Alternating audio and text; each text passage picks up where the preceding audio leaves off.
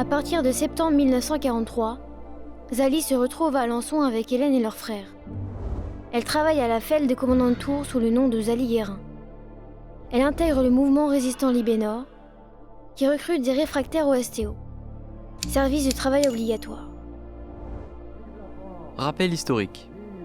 Après l'appel du 18 juin 1940, le général de Gaulle charge Jean Moulin d'organiser la résistance française.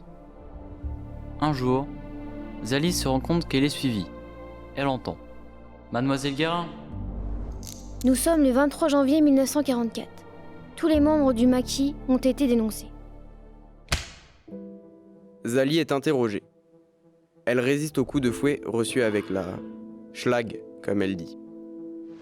À la caserne Bonnet, 2 SS, Zepp et Egon, lui conseillent de dire qu'elle est à demi juive. Le 22 juillet 1944, Zali fait partie des prisonniers transportés à Romainville. Mais le camion stoppe. Des SS lui demandent de sortir. Ils l'emmènent à Drancy. Ils ont découvert qu'elle était juive.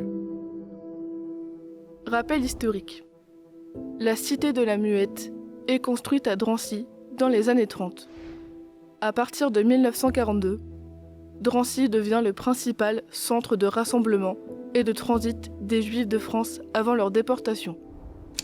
63 000 Juifs ont transité par Drancy. En 1944, le responsable du site est Aloïs Brunner. Zali arrive à Drancy le 22 juillet 1944. Elle y reste jusqu'au 31 juillet. Sa dernière nuit à Drancy, Zali a froid et se sent très seule. Elle pense à ses parents qui ont vécu le même parcours. Elle inscrit son nom et la date sur le mur de la pièce.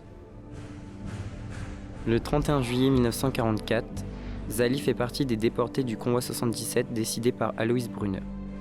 Ce convoi 77, dernier grand convoi de déportés de Drancy, emporte vers Auschwitz 986 hommes et femmes et 324 enfants.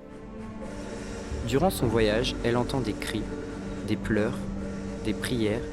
Elle a chaud, elle a soif. Elle jette une lettre pour Monsieur Georges qui a aidé Hélène et Joseph.